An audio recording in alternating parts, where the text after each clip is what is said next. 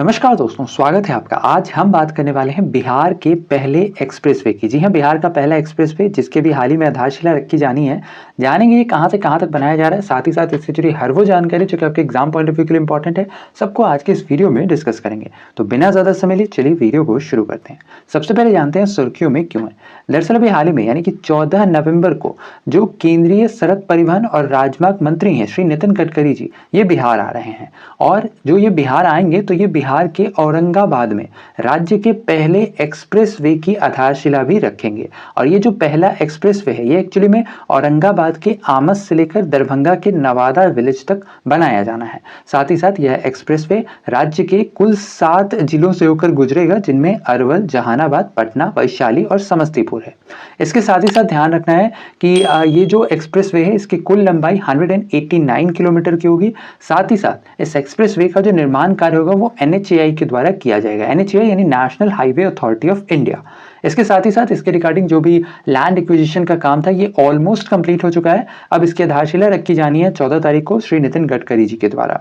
इसके साथ ही साथ इस प्रोजेक्ट को एक्चुअली में कुल 4 पैकेजेस में डिवाइड किया गया है। इसके अंतर्गत जो पहला पार्ट होगा ये 55 किलोमीटर का होगा, जो कि आमस से लेकर शिवरामपुर तक का बनाया जाएगा। जो दूसरा पैकेज होगा इसे 54.3 किलोमीटर का होगा, जो कि शिवरामपुर से रामनगर तक का होगा।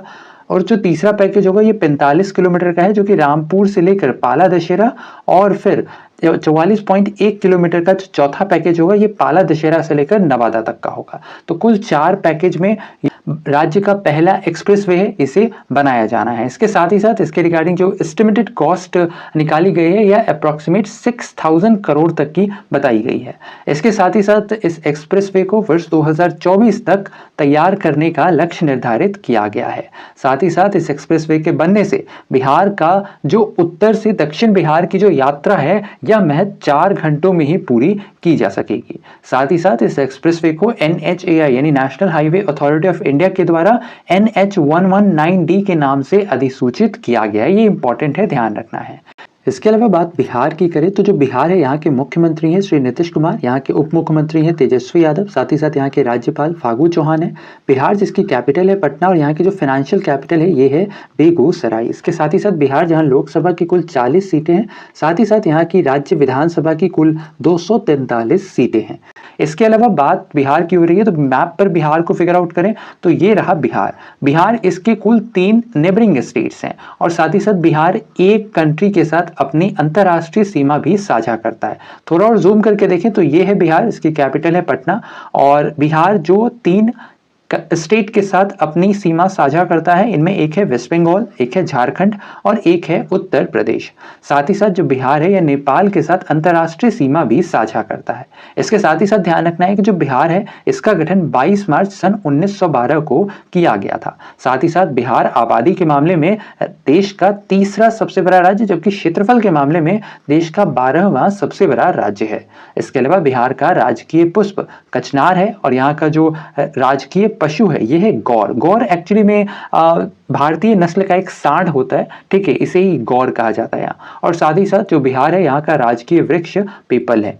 इसके अलावा जो बिहार है ये एक्चुअली में जैसा हमने बात किया इंटरनेशनल बॉर्डर नेपाल के साथ साझा करता है। और बिहार की जो कुछ प्रमुख नदियां हैं इनमें गंगा, घाघरा, सोन, गंडक, पुनपुन, बागमती और कोशी है। कोशी नदी के बारे में एक और चीज खासियत है कि कोशी को एक्चुअली में शोरो ऑफ बिहार के नाम से भी जाना जाता है।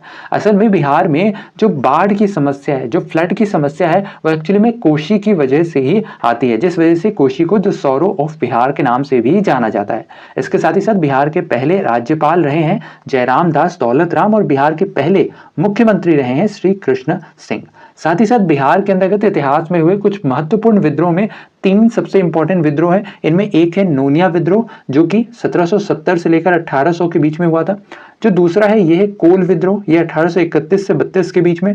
संथाल विद्रोह जो कि 1855 से लेकर 56 के बीच में बिहार में हुआ था। इसके साथ ही साथ बिहार के कुछ प्रमुख नेशनल पार्क्स की बात करें तो इनमें बिहार में केवल एक ही नेशनल पार्क ही है, जो कौन सा है, यह है वाल्मीकि नेशनल पार्क। साथ ही साथ बिहार के कुछ प्रमुख लोक नृत्यों की बात करें, कई दफा इससे एग्जाम में सवाल बनता है, तो बिहार के कुछ प्रमुख लोक नृत्य इनमें झिझिया है, कटघोड़वा है, पवड़िया है, लौंडा है, खोल्डिन और कर्मा डांस, और भी कई सारे डांस है, लेकिन ये मेनली यहाँ के फेमस फोक डांसेस है। साथ ही साथ यहाँ कई सारी अलग अलग फेस्टिवल्स सेलिब्रेट की जाती है, जिनमें मुख्य रूप से छठ पूजा, वट सावित्री, कर्मा पूजा और भी कई सारी फेस्टिवल्स है जो कि यहाँ पर सेलिब्रेट की जाती है। इसके साथ ही साथ बिहार के कुछ प्रमुख ट्राइब्स की बात करें तो इनमें कोरा है, संथाल है, मुंडा है, ओरावन है।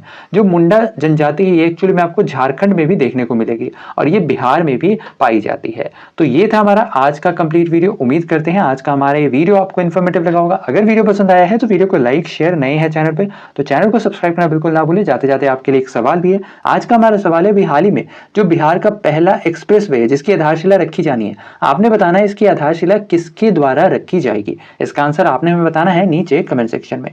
तो ऐसे में आज के लिए इतना ही। अपना ख्याल रखें, स्वस्थ रहें, सुरक्षित रहें। आपसे फिर अगले वीडियो में मुलाकात होगी। तब तक के लिए धन्यवाद। Goodbye, take care.